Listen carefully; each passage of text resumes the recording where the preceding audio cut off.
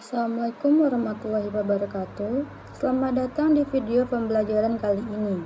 Perkenalkan, nama saya Pia Ramadhani Putri dengan NIM 24002202 dari jurusan Administrasi Pendidikan. Akan menjelaskan sebuah buku yang berjudul Kepemimpinan Pendidikan oleh Dr. Amiruddin Shia Ahan, MPD. Untuk memenuhi tugas akhir mata kuliah Kepemimpinan Pendidikan. Pada video pembelajaran kali ini, saya akan menjelaskan materi bab 1, yaitu berjudul pendahuluan. Sebelum kita memasuki bab 1, di sini ada identitas buku. Selanjutnya itu ada daftar isi buku. Daftar isi ini isinya ada berjumlah 5 bab dan saya akan menjelaskan 3 babnya. 2 bab lainnya akan dijelaskan oleh rekan saya. Materi pertama itu ada pembangunan sistem pendidikan nasional. Yang pertama ada standar isi. Standar isi adalah ruang lingkup materi dan tingkat kompetensi dituangkan dalam kriteria tentang kompetensi tamatan, kompetensi bahan kajian, kompetensi mata pelajaran, dan silabus pembelajaran yang harus dipenuhi oleh peserta didik pada jenjang dan jenis pendidikan tertentu. Standar proses. Standar proses adalah standar nasional pendidikan yang berkaitan dengan pelaksanaan pembelajaran pada suatu satuan pendidikan untuk mencapai standar kompetensi lulusan. Yang ketiga yaitu ada standar kompetensi lulusan. Standar kompetensi lulusan adalah kualifikasi kemampuan lulusan yang mencakup sikap, pengetahuan, dan keterampilan. Yang keempat yaitu ada standar pendidik dan tenaga kependidikan. Standar pendidik dan kependidikan adalah kriteria pendidikan, prajabatan, dan kelayakan fisik maupun mental, serta pendidikan dalam jabatan. Selanjutnya itu ada standar sarana dan prasarana. Standar sarana dan prasarana adalah standar nasional pendidikan yang berkaitan dengan kriteria minimal tentang ruang belajar, tempat berolahraga, tempat beribadah, perpustakaan, laboratorium, bengkel kerja, tempat bermain, tempat berekreasi, dan tempat bereaksi serta sumber belajar lainnya. Yang keenam yaitu ada standar pengelolaan.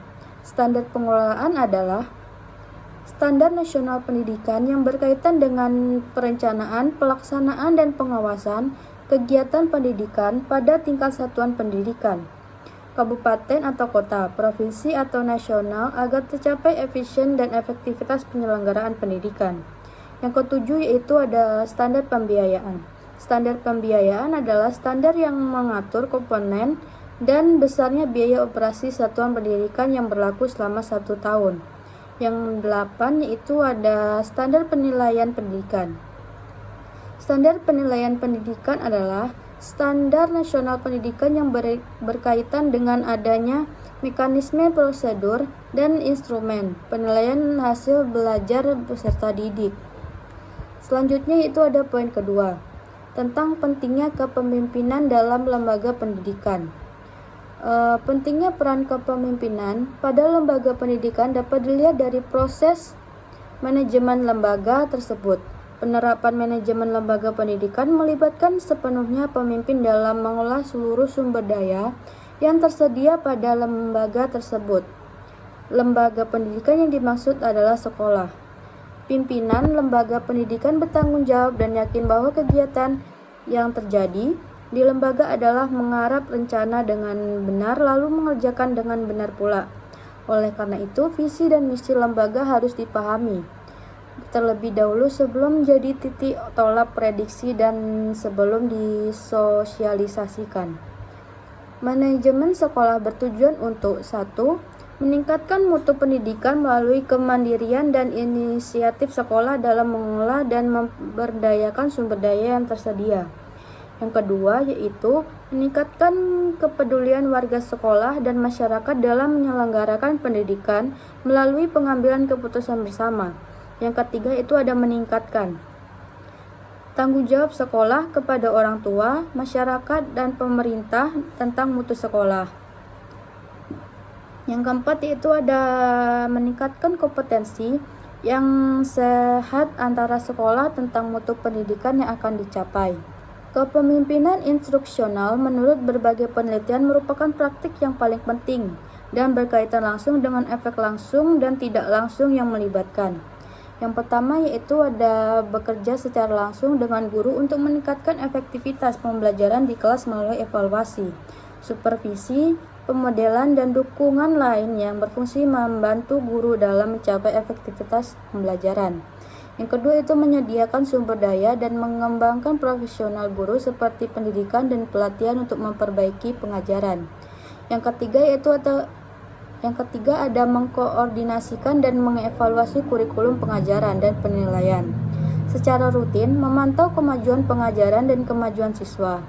Yang kelima yaitu ada mengembangkan dan memelihara norma dan harapan bersama dengan siswa, staf, dan semua warga di sekolah.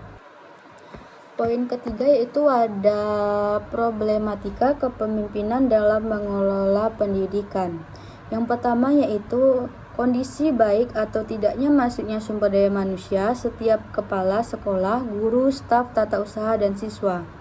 Yang kedua yaitu memenuhi atau tidaknya kriteria masuk material berupa alat peraga, buku-buku kurikulum, prasarana, dan sekolah. Yang ketiga yaitu memenuhi atau tidaknya kriteria masukan yang berupa alat lunak seperti peraturan struktur organisasi, deskripsi kerja, dan struktur organisasi. Yang keempat yaitu ada mutu masukan yang bersifat harapan dan kebutuhan seperti visi, motivasi, ketekunan, dan cita-cita. Pendidikan dalam perkembangannya didorong oleh kemajuan ilmu pengetahuan dan teknologi, pertumbuhan ekonomi, sistem pemerintahan, serta sistem pendidikan. Kenyataan menunjukkan bahwa pertumbuhan ekonomi memiliki andil besar dalam perkembangan aspek kehidupan lain, tidak terkecuali pendidikan. Namun, sayangnya terkadang daerah yang memiliki hasil alam tinggi berkembangnya pendidikan tidak seperti yang diharapkan. Pemberlakuan Undang-Undang Nomor 22 Tahun 1999 tentang otonomi daerah tetap saja pembangunan di bidang pendidikan masih tidak menentu. Kesimpulan yang bisa diambil, pembangunan sistem pendidikan nasional Indonesia bertujuan meningkatkan mutu pendidikan dan kualitas sumber daya manusia. Berdasarkan Undang-Undang Nomor 20 Tahun 2003, pendidikan adalah usaha sadar untuk mengembangkan potensi peserta didik secara utuh untuk mewujudkan pemerintahan, menetapkan kebijakan seperti Undang-Undang Nomor 14 Tahun 2005 dan PP Nomor 19 Tahun 2005 tentang Standar Nasional Pendidikan yang mencakup 8 standar utama, yaitu ada standar isi, proses, kompetensi lulusan, pendidikan tenaga pendidikan, sarana dan prasarana, pengelolaan, pembiayaan, serta penilaian.